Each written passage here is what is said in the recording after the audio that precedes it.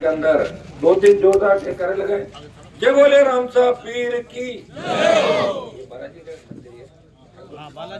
बालाजी रामदेव जी दोनों। बोले बालाजी महाराज की, गोगा जी महाराज की, तेजा जी महाराज की। एक जोरदार जयकारा लगाए। बाबा साहब अमर रहे, अमर रहे, अमर रहे।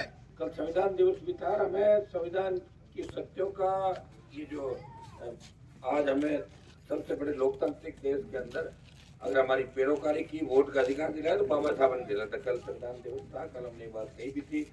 यहाँ उपस्थित लालचंद जी मूंड, आपके प्रत्याशी भाई ओमकार बाली जी, सम्मानित मंच, मौजूद बुजुर्गों, नौजवान साथियों, सबसे पहले तो मैं आपको धन्यवाद दूंगा कि देरी से आए, फिर भी आप आशीर्वाद देने के लिए हमारे साथ खड़े।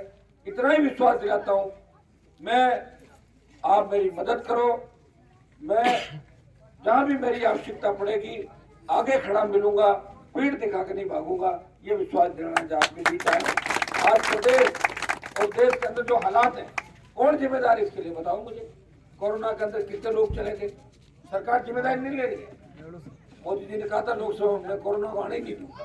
उसके बाद कितना कोरोना आया कि 50 लाख से ज्यादा जाने हिंदुस्तान के अंदर। पहले और सिस्टम पेट्रोल डीजल 100 चला गया। राजस्थान के हितों की कोई पैरोकारी नहीं कर रहा। जब देश का किसान संकट में था, दिल्ली के चारों तरफ ठंड में किसान साधन दे रहा था, तो आपका एमपी भी किसान है, शिखर का बाबा जी भी किसान का बेटा, झुंझुनू, ऐसे 50-100 किसान के बेटे होंगे। लेकिन देश के किसानों के साथ मोदी की सत्ता छोड़ के सड़क पे अगर कोई आया तो नागौर के सांसद ने किसानों का साथ दिया और सत्ता को ठोकर मारी। जब सेना को ठेके में दे दिया, sir tour of duty Agnipath लेके आए, उसका विरोध हिंदुस्तान के अंदर किसी एमपी ने किया तो लोकसभा में कहा कि अग्निपथ वापस लो, सेना को ठेके में नहीं देने देंगे, पूर्व की बाती सेना भर्ती रैलियां करो। और भाइयों, जोधपुर में 2 लाख जवानों की रैली करके प्रधानमंत्री को चेतावनी दी, प्रधानमंत्री जी आपका घमंड फिर चूर हो जाएगा। किसान आंदोलन में भी हार मानी है, इसमें हार माननी पड़ेगी, जवान अपना अधिकार लेके रहेगा। राजस्थान में की बात हो, कोरोना, लंपी या टिड्डी से जब किसान तकलीफ में था, एक ही व्यक्ति है जो पूरे राजस्थान की बात करता है। सब अपने अपने इलाके की बात करते हैं, ज्यादातर तो करते ही नहीं। ज्यादातर एमपी तो सोते रहते। मैंने देखा मेरे जाने के बाद ही अब जाके लगे भाई दूसरे लोग कह रहे हैं आप क्यों नहीं बोलते। हर बात हनुमान जी बोलते तो खड़े आके बैठ जरूर जाते हैं घंटा 2 घंटा। पहले आपने देखा होगा अगर दिल्ली वाले काम करते हैं तो राजस्थान में अलग से ही काम नजर आता। चूरू में ट्रेन चलाने की बात हो, ताल छापर अभियान को मतलब और अच्छा बनाने की बात हो, तो हनुमान बेनीवाल चूरू के भी तमाम मुद्दे उठाता है लोकसभा में, आप रोज सुनते हो। भाइयों, स्टेट के अंदर हालत देखो आप। आज गांव का गरीब आदमी थाने और तहसील के अंदर जाता है, कौन मान सम्मान करता बताओ मुझे। थानेदार सीधे मुंह बात नहीं करता, तहसीलदार कहता भाग यहाँ से, या तो एमएलए का फोन करा के जाओ और या पैसा दो। हमारी बच्चियां सुरक्षित नहीं, छोटे बच्चे सुरक्षित नहीं। किस तरह बलात्कार की घटनाएं हो रही है, किस तरह की दरिंदगी हो रही है, कौन जिम्मेदार है।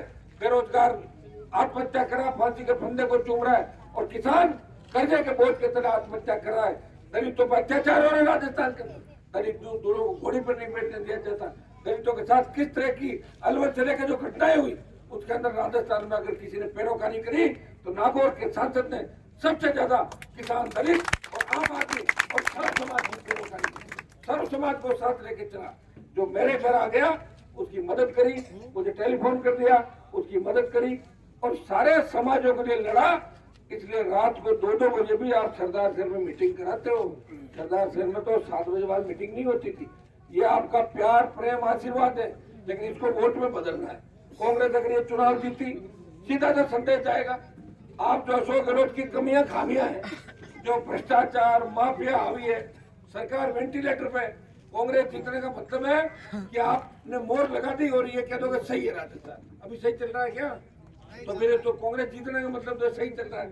और बीजेपी जीती तो बीजेपी बड़ा बयान देने में मास्टरी उनकी, सारी ट्वीट पे बयान, फोटो छपना उनको सबको। और बिना दूल्हे की बारात बीजेपी, कहाँ कौन तोरण मारेगा अभी इस बात का ही पता नहीं। बीजेपी में तोरण 12 दूल्हे और एक बड़े किसी पिटी लुटेरे जो 13 लोग मुख्यमंत्री के दावेदार है। भाइयों, आरएलपी अगर जीती, मैसेज जाएगा कि किसान के बेटों ने, दलित के बेटों ने, सर्व समाज ने करवट ले ली है, वो सत्ता पे कब्जा चाहते हैं। ऐसी व्यवस्था चाहते हैं कि रात को 12 बजे हमारी बहन बेटियां बाहर निकले तो ऐसे घूमे जैसे घर के आंगन के अंदर घूम रही हो। ये व्यवस्था कौन करेगा? ये मजबूत शासन करेगा। आज बेकारी बेरोजगारी किसने दी? कांग्रेस बीजेपी। 25 साल तक मैं वसुंधरा गहलोत को देख रहा हूँ लगातार एक लूट खसोट करता है, दूसरा पर्दा डालता, एक भ्रष्टाचार करता है, दूसरा पर्दा डालता। कहते हैं हम जांच कराएंगे। कराओगे कब? 25 साल तो निकल गई। ऐसे करा कर तुम्हारी खुद की जांच हो जाएगी। गहलोत के बेटे को जोधपुर में हराया, वसुंधरा का गुरूर घमंड उतारा। मैं भी बीजेपी में था पहले, आपको पता है, लेकिन मैंने बात पकड़ ली। मेरी आदत है बात पकड़ने के बाद छोड़ता नहीं, और बहुत आगे लेके चला गया। 3 विधायकों में से 2 शेड्यूल कास्ट की विधायक है। मेरी पार्टी का अध्यक्ष मेघवाल समाज से, एक बावरी समाज से। कल आपने देखा होगा सोशल मीडिया पे, देखा था मेरी एमएलए किस तरह वोट मांग रही थी गाँव के अंदर। एक तो कांग्रेस की नेत्रियों को देखो किस तरह चिपक चिपक के फोटो खिंचवाती है और मेहरबानी और वीडियो बना रही है। यह संस्कृति है। संस्कृति अगर है तो राष्ट्रीय लोकतांत्रिक पार्टी की, इससे सीखो आप लोग। और मैं तो जवान नेता तैयार कर रहा हूँ। एक दर्जन नेता तो मेरे साथ चलते हैं सेकंड पीढ़ी के। पहले के नेताओं ने मौका नहीं दिया था। खुद का बेटा, बेटे की बहू, भांजा, भतीजा, इसके अलावा कोई काम नहीं किया। ये सेकंड पीढ़ी के नेता अगर राजस्थान में कोई तैयार करता है, पार्टी बना के देश में संदेश दिया। अब हम हरियाणा उत्तर प्रदेश के नेताओं के झंडे लेके नहीं घूमेंगे। हमारी खुद की पार्टी है जो सर्व समाज की पार्टी है। मैंने जब पिछला चुनाव लड़ाया तो लोग तो क्या बड़ी बात जानते थे नहीं। लोग हनुमान जी जातिवाद करते हैं।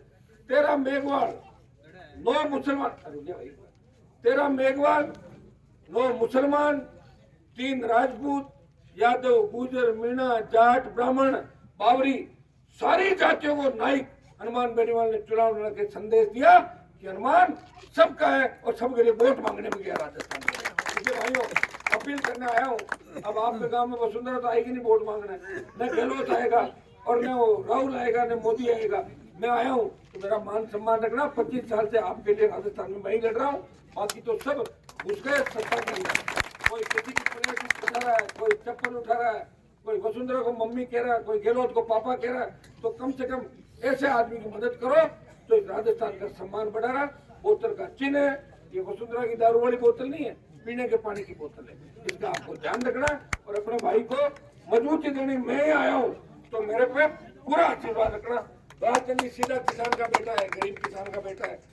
इस बार चमत्कार कर दो, इतिहास बदल दो। देश में मैसेज जाना चाहिए कि सरदार शहर में किसान सर्व समाज में करवट ले ली। एक जाति से कोई नहीं जीतता, एक जाति से कोई शासन नहीं बनता। तमाम देश में देखो चाहे तीसरे मोर्चे बने, 2-2, 3-3, 4-4 जातियां इकट्ठी हो गई, 5 जातियां इकट्ठी हो गई। और जब लगता है कि स्टेट ही हमारा खराब हो रहा है तो सबको एक होना पड़ेगा। जब गांव पे संकट आता है ना, तब ये नहीं देखते गांव जाति, सारे गांव वाले ढोल बजा के निकलते हैं, नहीं निकलते बाहर, हमारा गांव की बात है। तो ये राजस्थान के अंदर परिवर्तन का आगाज है। हनुमान लड़ाई लड़ रहा है, उसका साथ दो, उसे मजबूत करो और उसे और ताकतवर बनाओ ताकि आपके बच्चों का भविष्य राजस्थान में सुरक्षित हो। बहुत बहुत धन्यवाद। जय हिंद।